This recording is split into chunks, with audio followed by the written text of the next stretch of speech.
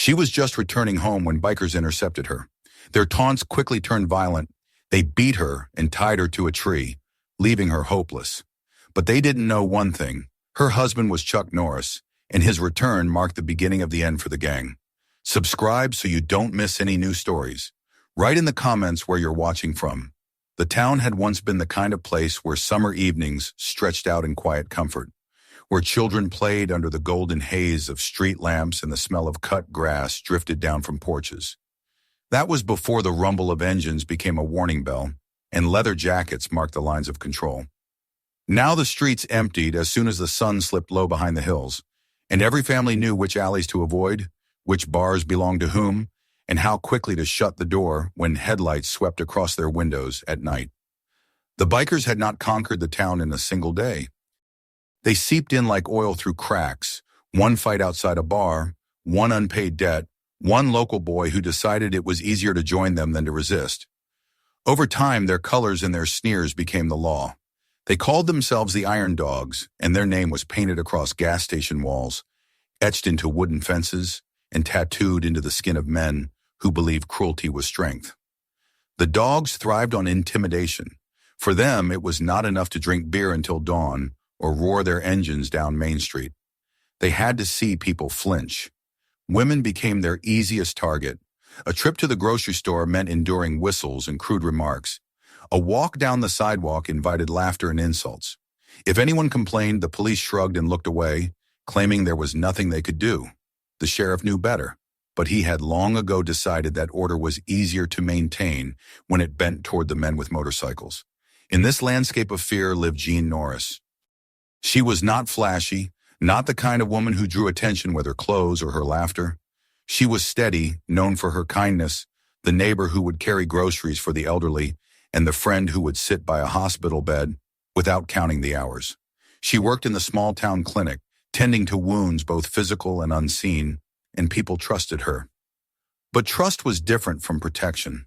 Everyone knew that even good deeds could not shield someone from the dogs if they decided to make a point. Jean had never believed herself immune.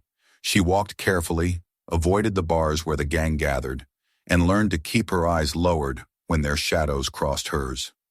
Yet she was not weak. Inside her ran a quiet resolve, the kind that grew from years of standing tall in the face of difficulty. She was proud of her husband, proud of the life they had built together, and she carried that pride like armor. Her husband was Chuck Norris. His name alone was enough to conjure images of toughness, of a man who had faced violence before and never bent. Around town, people spoke of him with a mixture of admiration and disbelief. They said no one could beat him in a fight, that he carried himself with the calm certainty of someone who had already measured the cost of fear and found it worthless. For Jean, he was more than a legend. He was the steady presence at her side, the man who saw her for who she was, rather than who others tried to make her. But even legends could not always be there at the right moment. Chuck had been away that evening, training at a nearby gym, focusing on the endless discipline that had shaped him for decades. He trusted the town enough to leave Jean alone for a few hours, though in his heart he knew the dogs were always circling. The people respected him, yes, but they also whispered. Some said he was untouchable. Others said that even he would not be able to topple the power the bikers held. The gang thrived on numbers and cruelty, and numbers could crush even the strongest man if the tide turned against him. Jean finished her shift at the clinic with the lingering fatigue of someone who had given too much of herself to others.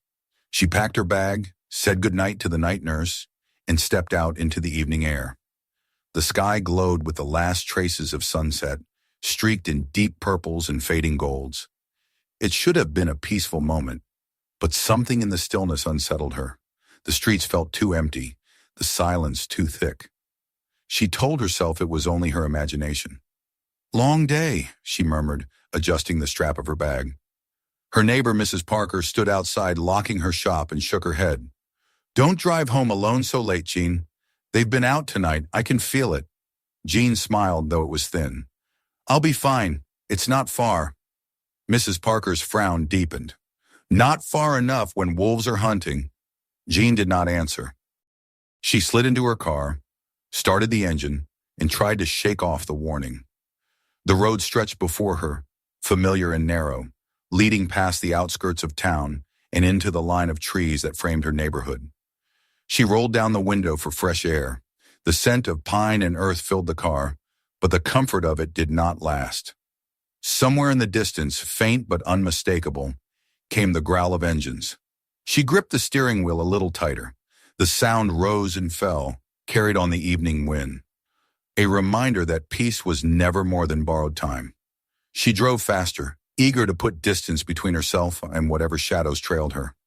The clinic's soft lights disappeared in the rearview mirror, and the dark of the country road swallowed her whole. The farther she went, the more the night seemed to press in.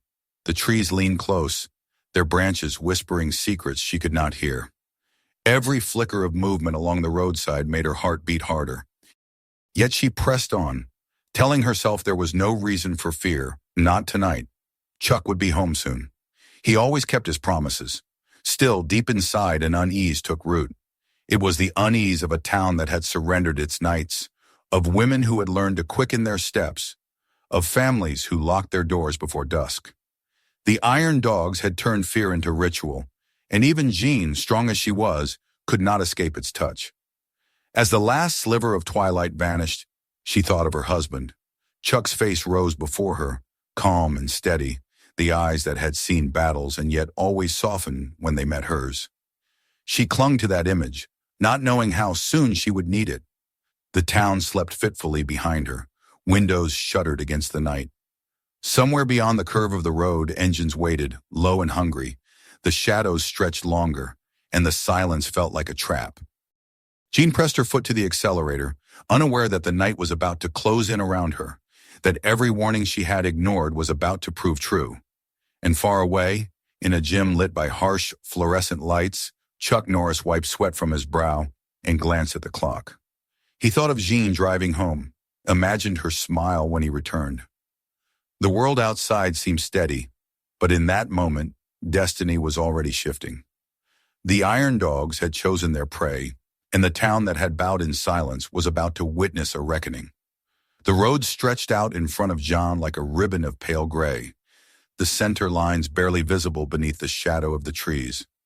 She drove with both hands tight on the wheel, her eyes flicking between the darkened horizon and the rearview mirror. The unease that had begun in town refused to leave her chest. The silence of the countryside was too complete, as if the crickets themselves had fallen quiet to warn her. She tried to calm her breath, telling herself she was being foolish. A few more miles and she would be home, safe behind her own locked door. Chuck would be back soon, and she would tell him about the strange feeling that haunted her. He would smile in that calm, steady way of his and say she had good instincts, that she should never ignore them. She pressed her foot harder on the accelerator, but as she rounded the next bend, her heart lurched. Shapes appeared in the distance, parked in an uneven line across the road. The glint of chrome and the bulky silhouettes of motorcycles blocked the lane like predatory animals crouched in wait. At least half a dozen of them stood there, their riders scattered in the shadows, some leaning casually against their bikes, others already stepping forward as her headlights swept over them. Her first thought was to turn around, but as she checked the rearview mirror, another pair of headlights blinked on behind her. A truck she had not noticed rolled out of the tree line, cutting off any chance of retreat. She was trapped between steel and asphalt, and the sudden roar of engines sent a tremor through her arms as she gripped the wheel. One of the bikers stepped directly into the beam of her headlights, raising a hand to shade his eyes. He wore a leather vest emblazoned with the Iron Dog's emblem, the snarling face of a mastiff, and his grin was as jagged as broken glass. June slowed the car, her chest tightening. She knew enough about them to understand that stopping was dangerous, but plowing through was impossible. The truck behind her had already edged closer, hemming her in. She had no choice but to ease the car to a stop. The man in front of her sauntered up, tapping the hood with his knuckles as though greeting an old friend. Others fanned out to surround the vehicle, their boots crunching against gravel, their voices carrying cruel laughter. Jean locked the doors and fumbled for her phone. But before she could dial, a heavy fist slammed against the driver's window. The sudden blow made her gasp, a face pressed close, a leer twisted with drink and malice. "Evening, sweetheart," the man slurred, his breath fogging the glass. "Lost your way?" Jean shook her head, trying to keep her voice calm though her heart hammered. "I don't want any trouble.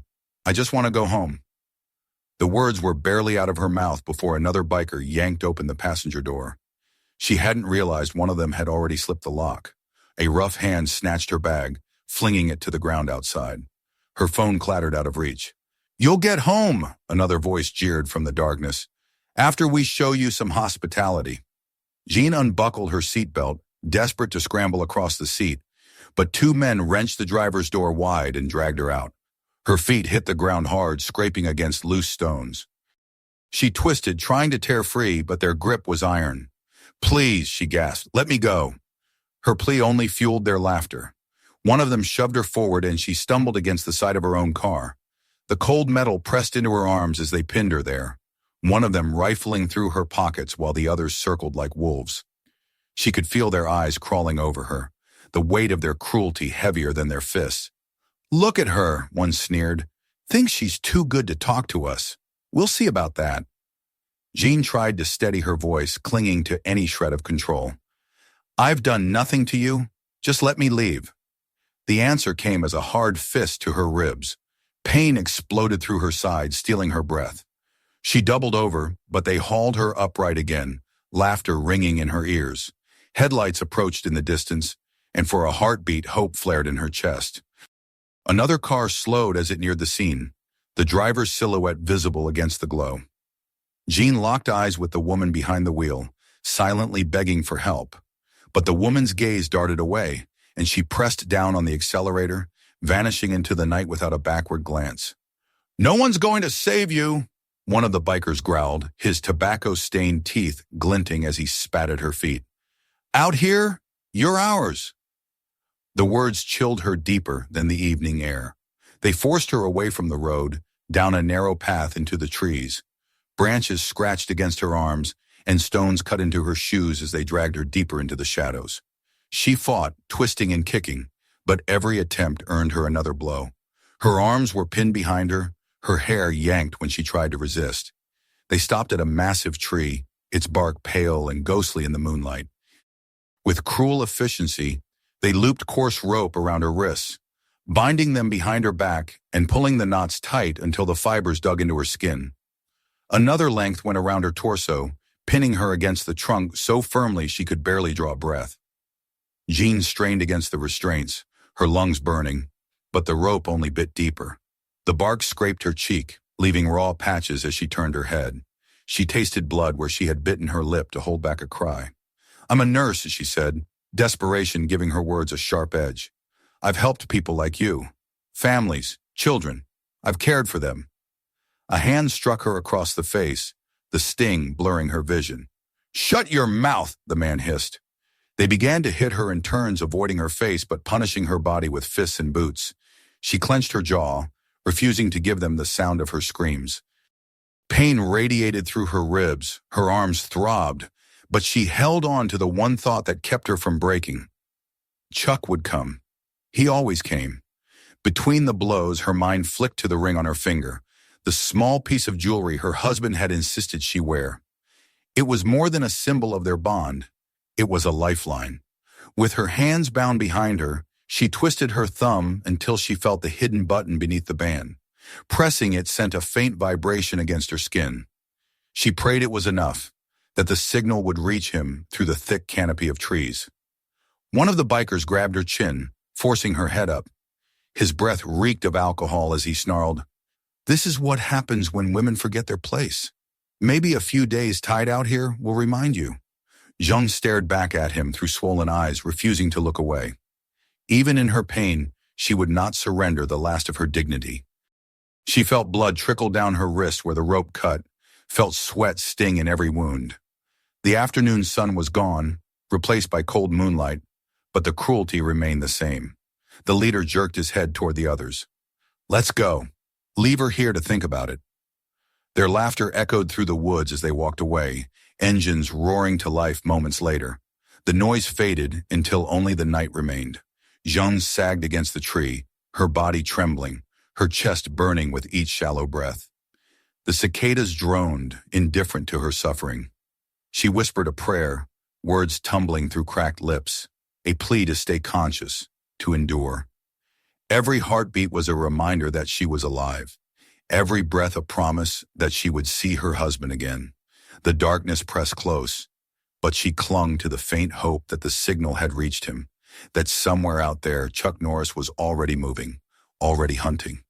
The night stretched on, every minute an eternity.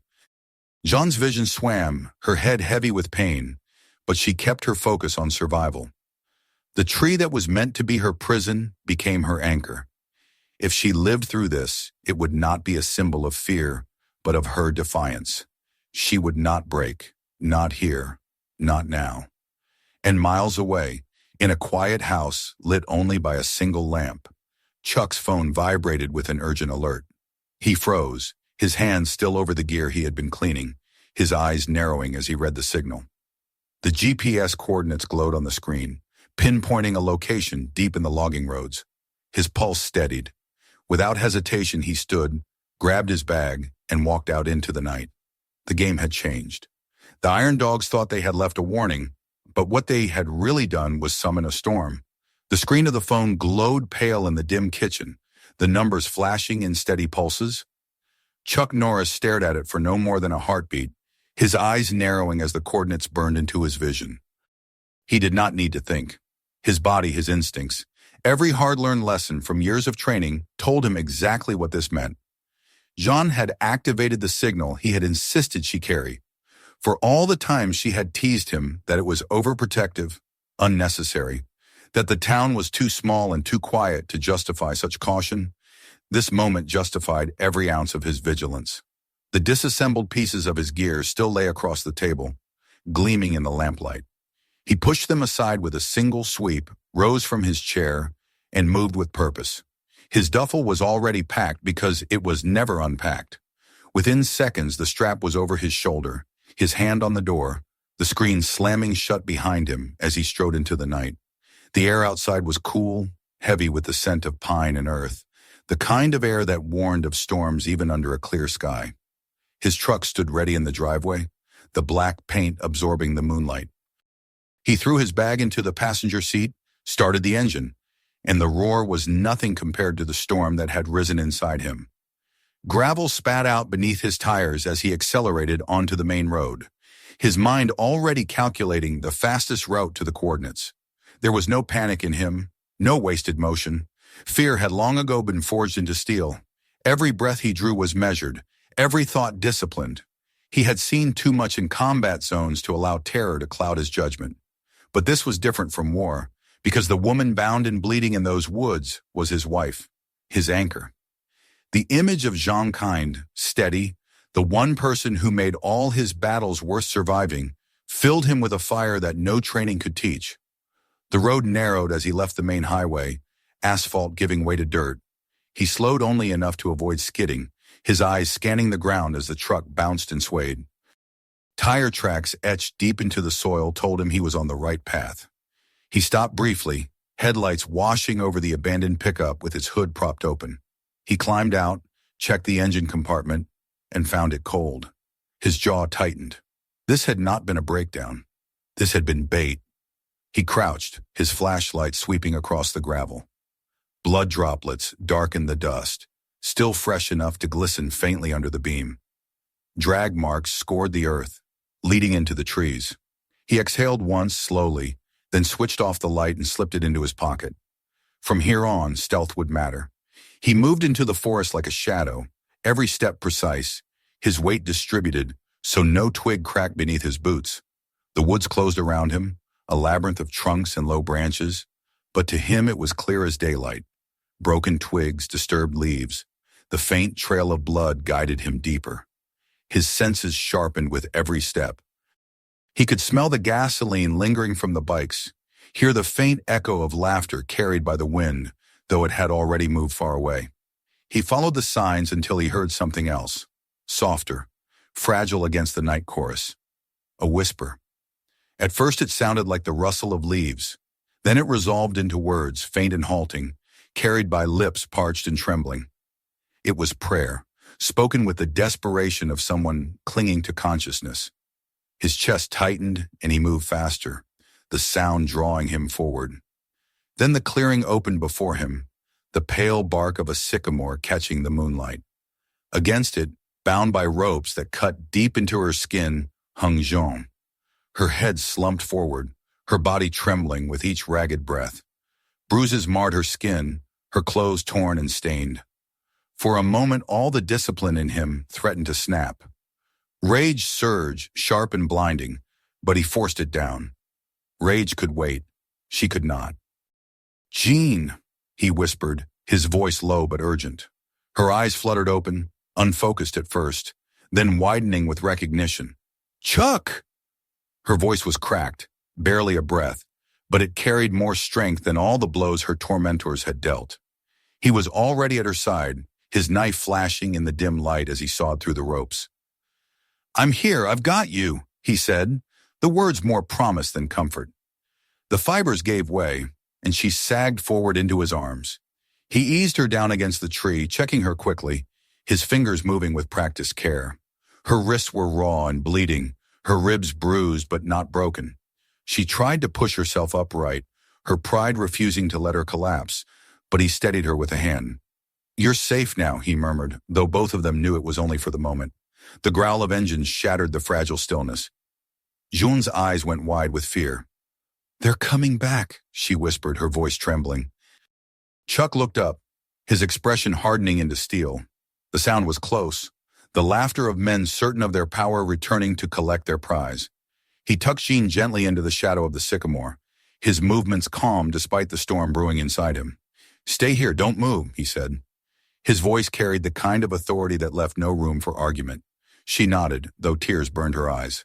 She knew what he was about to do, and though fear for him clawed at her, hope flared too.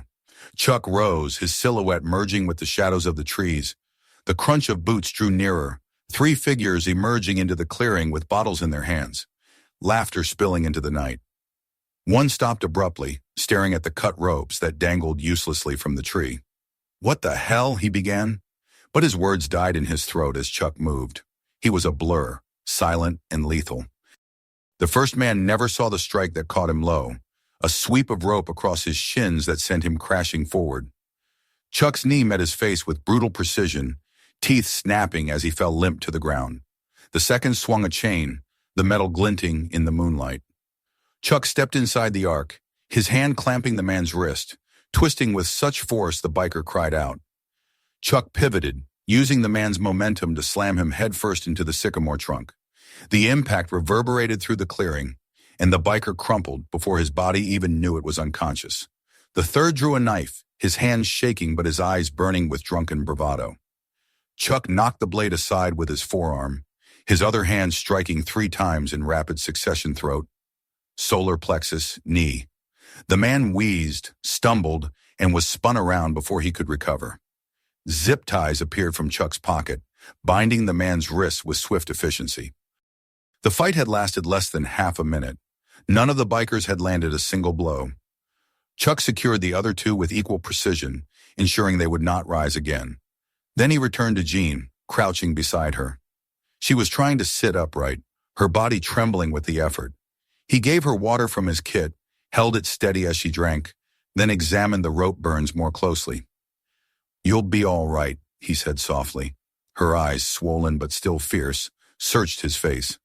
"I knew you'd come," she whispered. Before he could reply, something caught his attention, a metallic glint on one of the unconscious men's hands.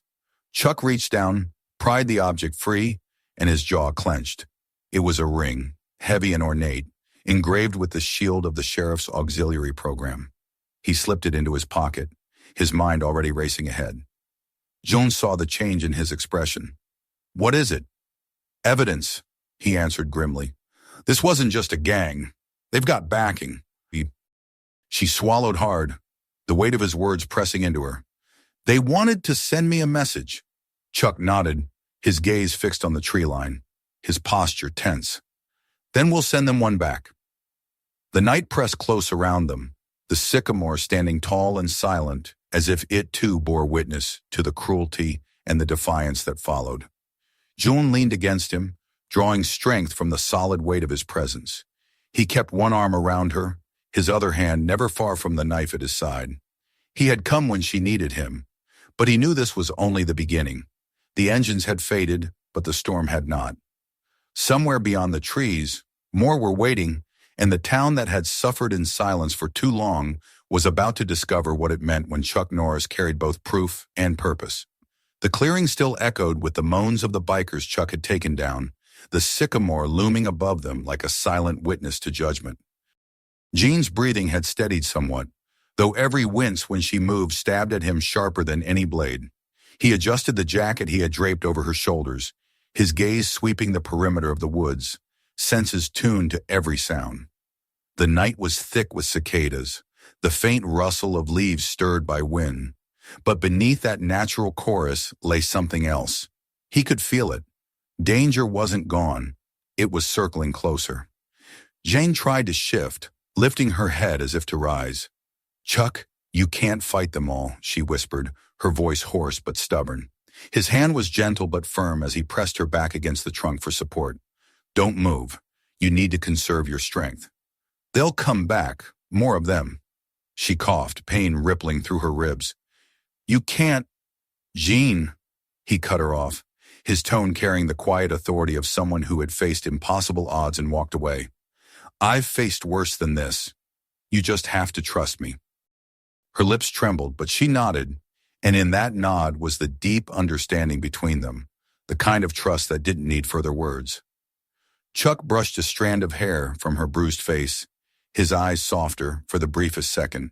Then he rose, his frame blending into the darkness as naturally as a wolf in the wild. The rumble of engines broke the night, closer now, sharper, as though emboldened by the first group's absence. Headlights flared between the trees, beams cutting through branches and fog, and soon 3 bikes rolled into the clearing, their riders loud, confident, laughing at the thought of torment prolonged. They had no idea what waited for them. Chuck stayed perfectly still, shadow to shadow, his breath measured, his hands loose but ready. The bikers dismounted, one kicking at the dirt where Jean's ropes had been severed. Well, somebody thinks he's a hero," the man sneered, his voice carrying over the clearing. "Looks like our fun ain't done yet, boys." On a wood saw they split apart, 2 circling toward where Jean sat, one drawing a pistol, as if already picturing the kill. Chuck's voice cut through the air like a blade. "Step away from her!"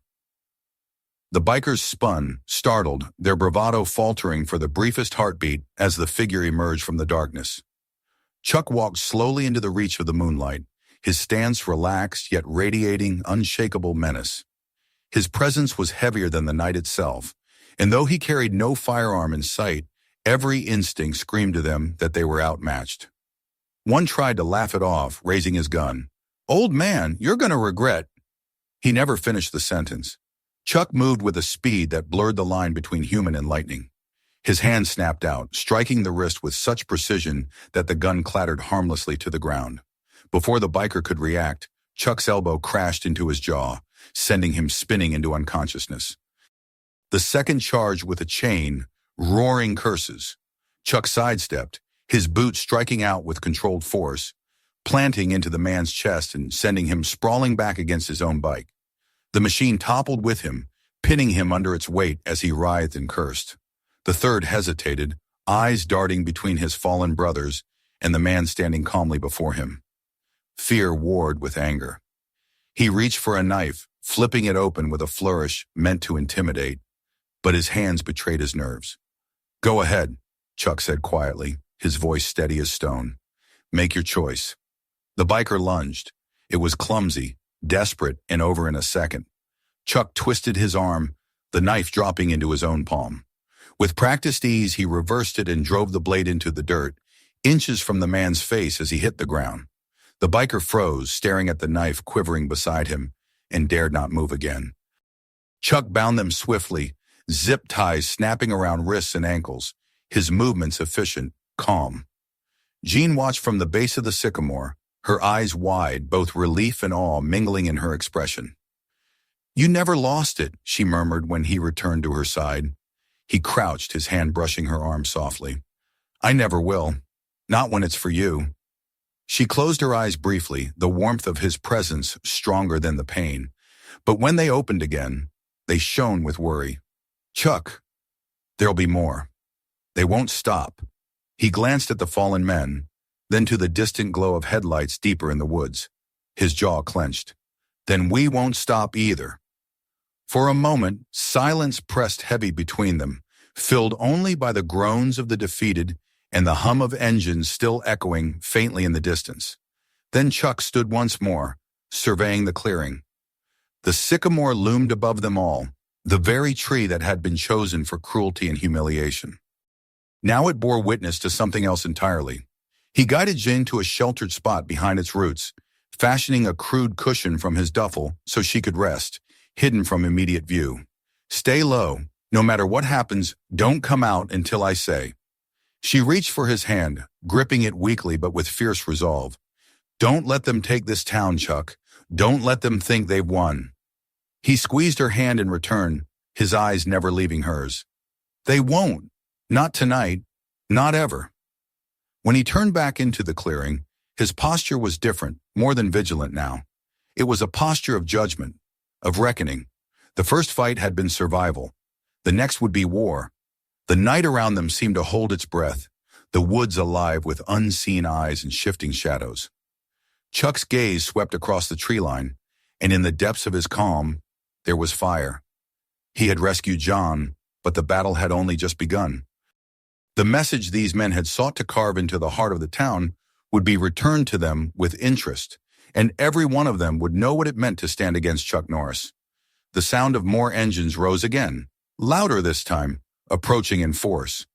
Jean pressed herself against the roots, her heart pounding, while Chuck stepped forward into the open, his silhouette framed by the moonlight. He stood like the storm itself, waiting, patient, unflinching. Let them come, he whispered to himself, his voice calm, certain, the quiet before the thunder. And the clearing that had once been a place of humiliation was about to become a battlefield of justice. The engines grew louder until they were no longer just noise but a wall of thunder shaking the ground beneath the sycamore. Jean pressed her back harder into the roots, every nerve alive with dread, while Chuck stood in the clearing, unmoved, his figure a dark silhouette against the sweep of headlights approaching.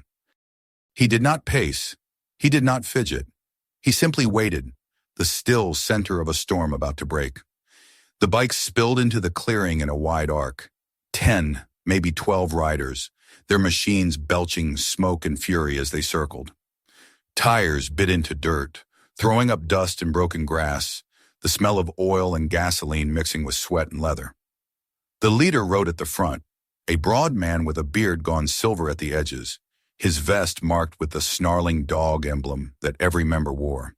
He cut his engine first, and one by one the others followed, until silence lay over the clearing, heavy and tense, broken only by the soft groans of the 3 men Chuck had already defeated. The leader swung off his bike, boots crunching in the dirt. He spat and squared his shoulders, his eyes narrowing on Chuck as though sizing up something dangerous but refusing to admit it. So you're the ghost they've been whispering about, he said, his voice deep, gravel mixed with arrogance. The man who thinks he can humiliate the iron dogs. Chuck didn't move. I'm just a man protecting his wife. The leader barked a laugh, the others joining in like trained hyenas. Your wife is ours to teach lessons to, same as any woman who forgets her place. You think you stopped anything tonight? You've only made it worse. Jean flinched at the words, her hand curling into the dirt, but Chuck's expression never shifted.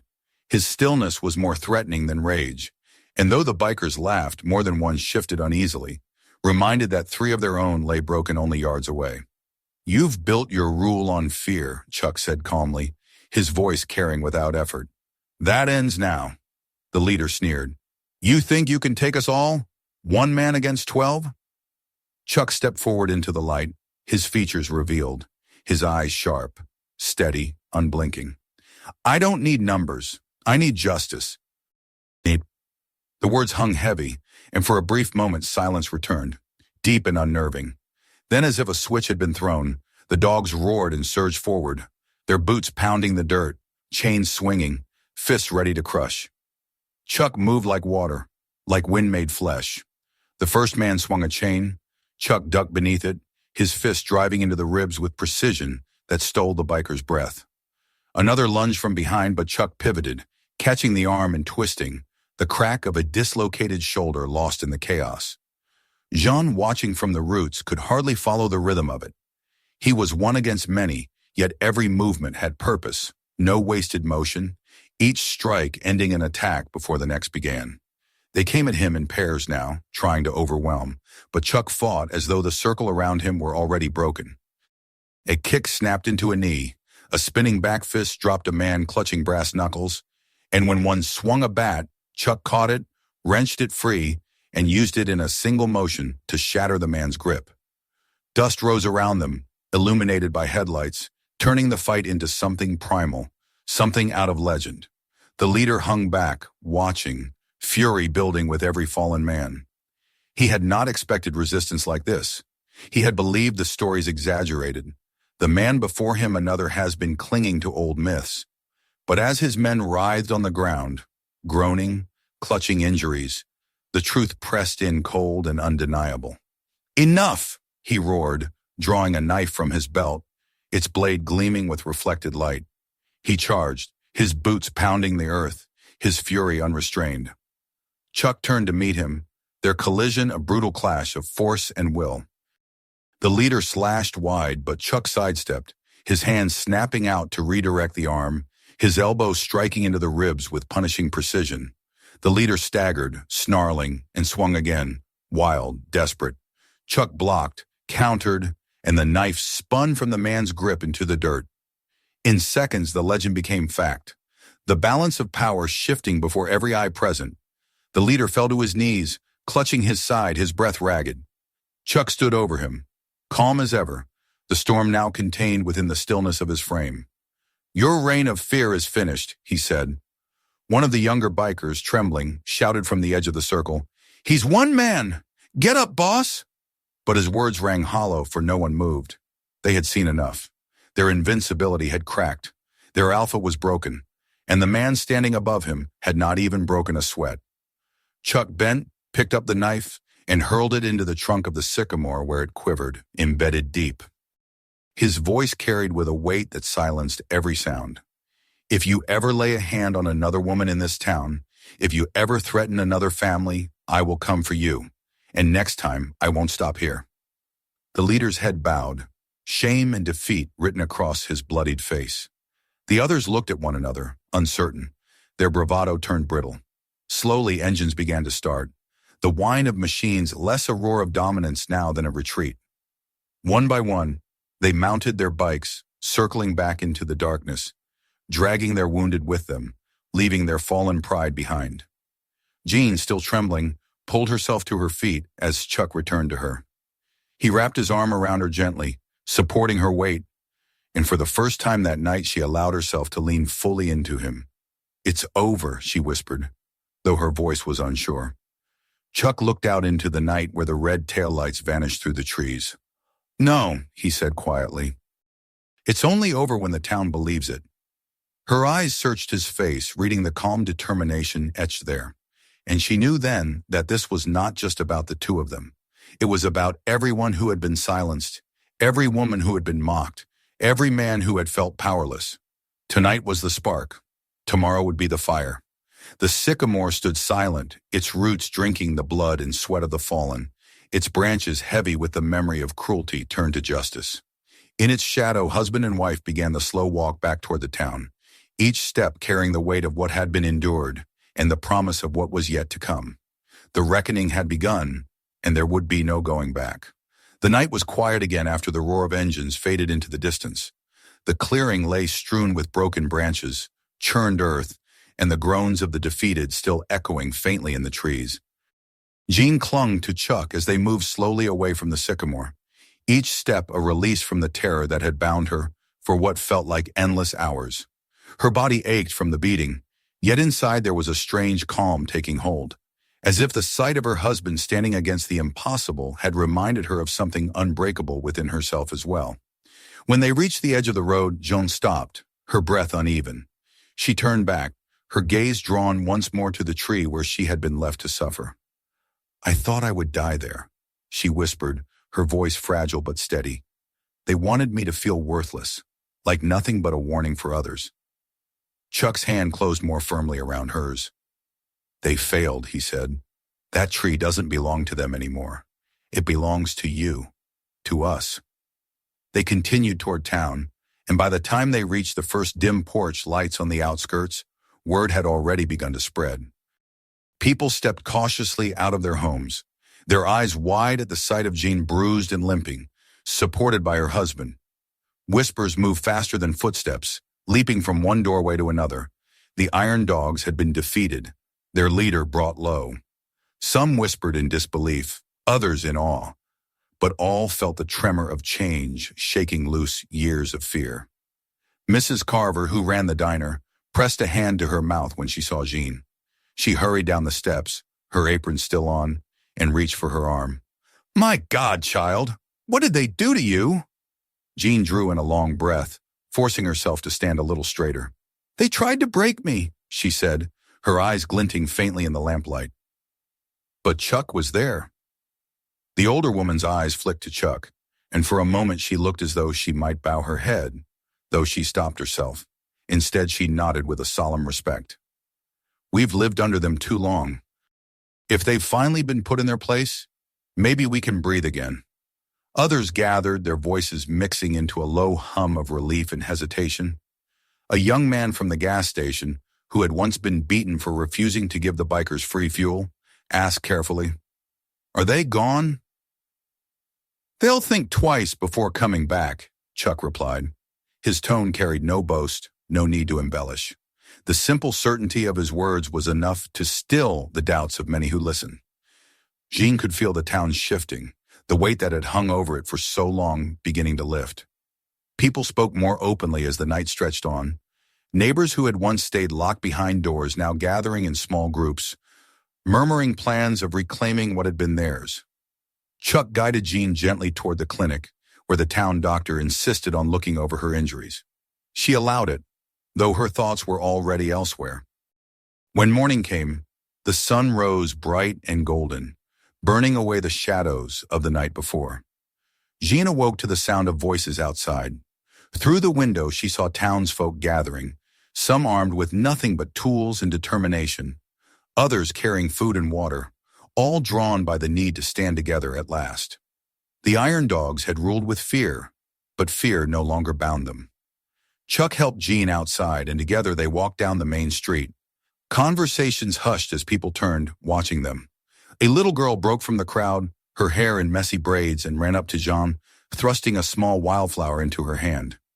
"You're brave," the child said shyly, before darting back to her mother's side. Jean's throat tightened, and she clutched the flower as if it were the most precious thing in the world. Later that day, Chuck and Jean returned to the sycamore. Word had spread, and many of the townsfolk followed, unwilling to let the place remain only a memory of violence. Where once the clearing had been a scene of humiliation, now it was filled with people who wanted to see it transformed.